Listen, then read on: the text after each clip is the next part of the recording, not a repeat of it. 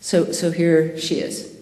For me, my most profound experiences around time happen when I'm on silent retreat. At some point, after days of falling asleep because my body and mind are so unaccustomed to the slowness, I fall into the meditative rhythm, and I recognize it from childhood as the natural rhythm of all life. I think of it as universe time, which we share with all living creatures, rather than world time, which we humans usually live by. In universe time, other creatures aren't afraid of me, and the pace is so leisurely that one has time to see, feel, taste, smell, hear, and cherish all that's there with us. And Heschel sort of has the same articulation, which I'm not going to read because of my time limits, but he says that same thing that the rabbi said, but with this kind of really energetic force. And I kind of find it interesting that there's this sort of meditative approach to Shabbat, and then there's Heschel's like, we can't lose Shabbat. And both of those tones are important in preserving this. And I think both of those tones are important in what we're doing as well. So do I have one more minute or two? Okay, so skipping lots of beautiful stories. I want to end with coming back to CJ, the Methodist minister.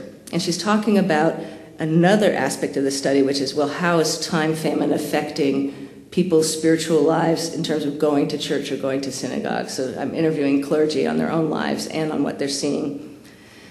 She says, many parents were caught in the bind of practices and games held on Sunday mornings. Some took a stand with the coaches, which meant their kids didn't play. Others chose not to. For some people, Sunday is their only morning to sleep in. They spend Saturdays working in the yard and running kids around.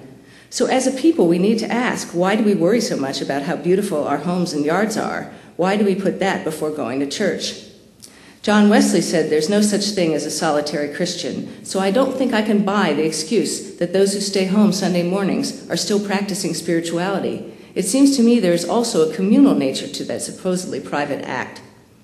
But I think also that as religious leaders, we need to help relieve folks of the guilt or shame they feel for taking or needing a Sabbath.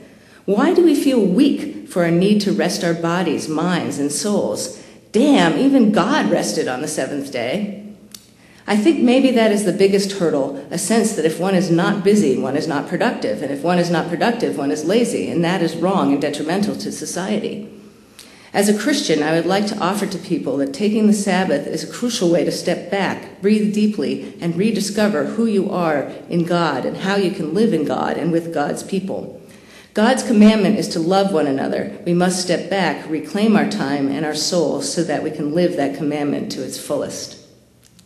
And so I could just end there, but I would just add one more sentence, that I think what you're hearing in these stories, or at least what I hear in these stories, is A, a longing to be heard, and B, a desire for space and time that we can talk about religiously as we seek vacation matters legislation.